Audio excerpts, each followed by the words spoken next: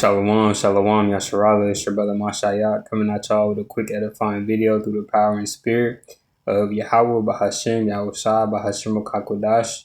So in today's lesson, I want to go into all the kings of the southern kingdom and all the kings of the northern kingdom and the southern kingdom. And I wanted to go into the reason why all the kings of the northern kingdom were wicked and why the majority of the southern kingdom kings were righteous, but you had a few wicked ones in there.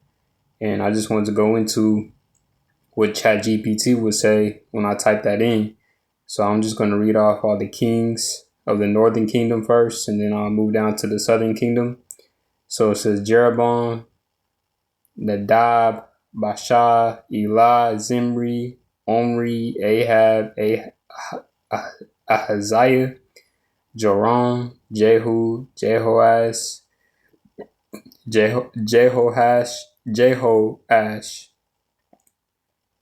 Jeroboam, Zechariah,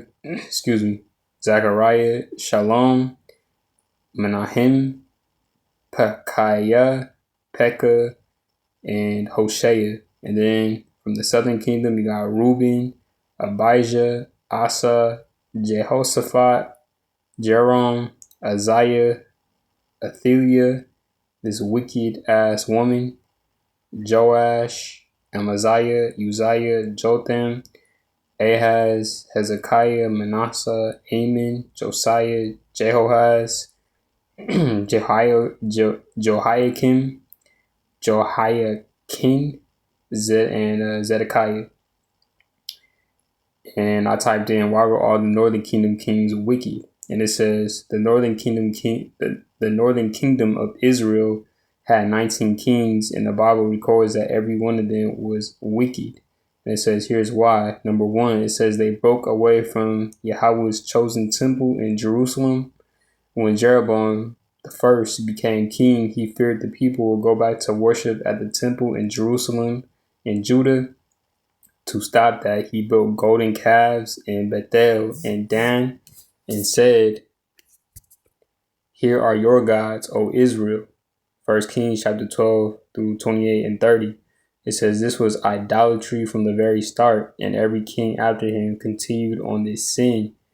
And that's heavy because he built the foundation of the northern kingdom on top of wickedness, on top of idolatry, do what thou wilt, and now relying on Yahweh Ba'ashem Yahushua. So when you build your foundation on something wicked, it's not going to bring anything but wicked fruit from that foundation, and that fruit represents works.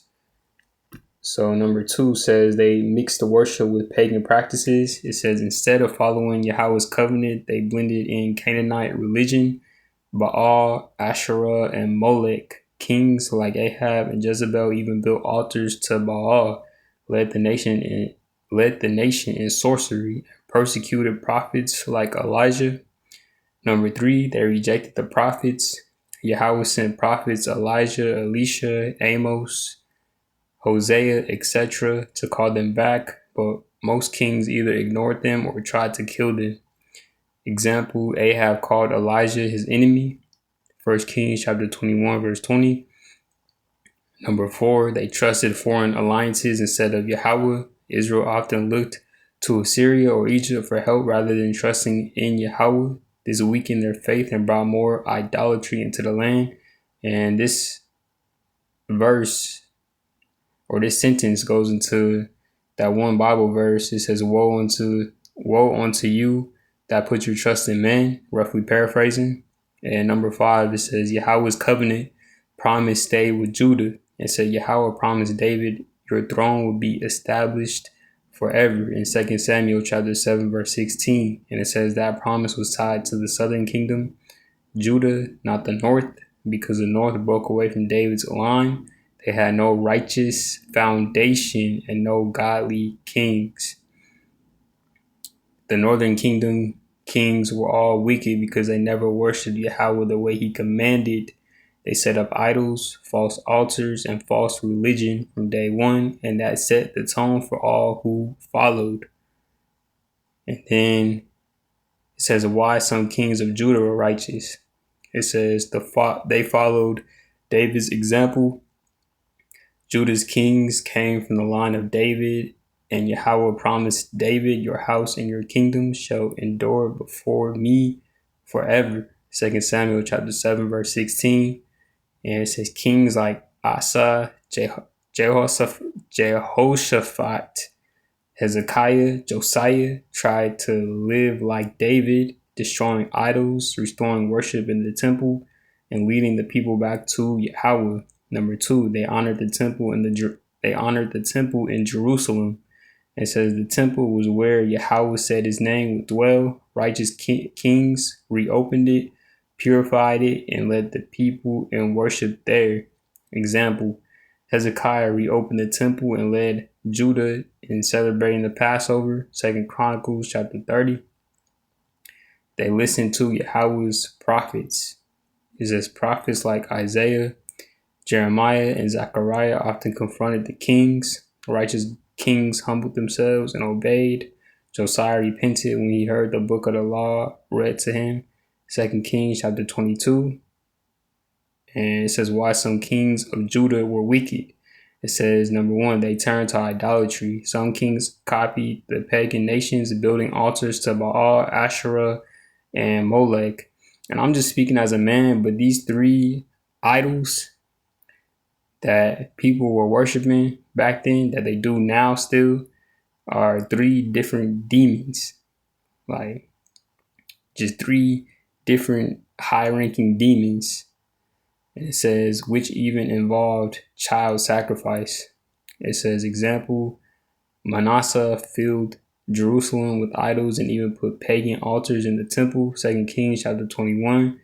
They trusted politics, not Yahweh. Instead of trusting Yahweh for protection, some kings relied on alliances with Egypt or Assyria. Example, Ahaz sacrificed to foreign gods to gain Assyrian favor.